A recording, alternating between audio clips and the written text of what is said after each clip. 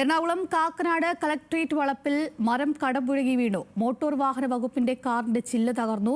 Fire force എത്തി മരം മുറിച്ചു മാറ്റി. രാവിലെ മുതൽ പ്രദേശത്ത് ശക്തമായ മഴയായിരുന്നു. വിവരങ്ങളുമായി ഇസത്താണ് ചെയ്തത്. ഇസത്ത്, സംസ്ഥാനത്ത് പല ജില്ലകളിലും ശക്തമായ മഴ തുടരുകയാണ്. ആ ഒരു പശ്ചാത്തലത്തിലാണ് ഇത്തരത്തിലുള്ള പ്രശ്നങ്ങളും ഉണ്ടാകുന്നത്. ഈ അപകടം എപ്പോഴാണ് സംഭവിച്ചത്? ആർക്കെങ്കിലും പരിക്ക് പറ്റിയിട്ടുണ്ടോ? അഞ്ജലി, ഇന്ന് രാവിലെ മുതൽ എറണാകുളത്തിന്റെ പല ഭാഗങ്ങളിലായിട്ട് കനത്ത മഴയായിരുന്നു. ഇതിന്റെ ഒരു ഭാഗമായിട്ടാണ് ഇന്ന് കാക്കനാട് കളക്ട്രേറ്റിൽ മരം കടപുഴകി വീണിരിക്കുന്നത്. കനത്ത കാറ്റുമുണ്ടായിരുന്നു.